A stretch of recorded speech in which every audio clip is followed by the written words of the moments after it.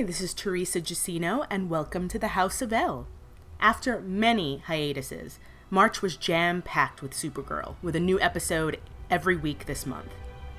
These 4 episodes, Solitude, Falling, Manhunter, and World's Finest, all on some level addressed Kara's relationship to, and dependence on, her friends. In Solitude, Kara is at peak hate for Hank after he supposedly killed Astra. Of course, we viewers know that he's actually covering for Alex, which makes Kara's treatment of him all the more humiliating. However, by the end of the episode, after they've dealt with a new villain named Indigo, Kara comes back to the DEO realizing that, while she still can't stand the man, she's stronger with Hank's help than without it. As strong and as fearless as she is, she, like most of us, is better with the support of her friends. It's after this realization that she learns of Hank's innocence and Alex's guilt in Astra's death, and she reconciles with them both.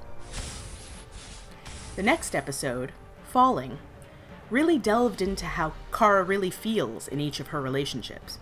And while the red kryptonite made her express herself in the douchiest manner possible, she was also the most honest she's ever been in this episode.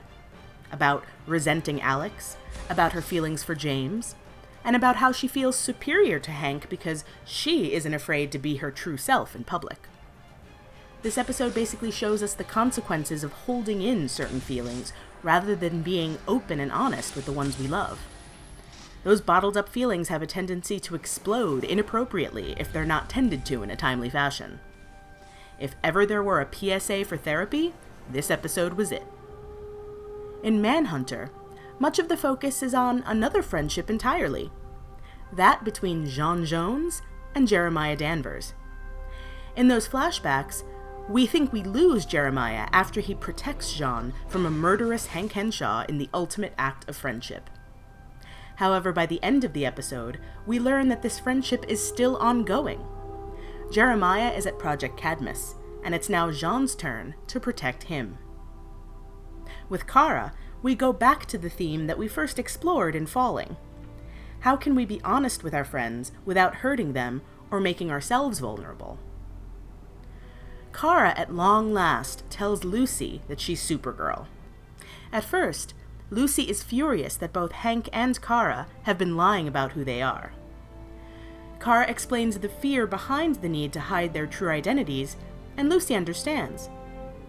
Still, we're left to think about the times that Kara, both under the influence of red kryptonite and not, has encouraged J'onn to be open about who he is, and we're left to ask the question, is it ever okay to lie to a friend, when trying to protect them, or when trying to protect yourself? World's Finest, the Supergirl Flash crossover. Well, that was just a perfect little nugget of love, wasn't it? There, we not only learn that friendships can form really quickly sometimes, but that a helping hand from a friend can often come from an unexpected place. In this case, another Earth entirely. But it also expands the notion of friendship when the citizens of national cities step in to protect Supergirl and ultimately defeat Livewire and Silver Banshee. The relationship in the background of all of these episodes since Falling was the friendship between Supergirl and National City.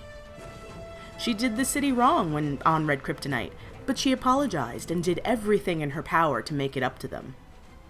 And National City not only forgave her, but was willing to stand behind her when it was important, because that is what friends do.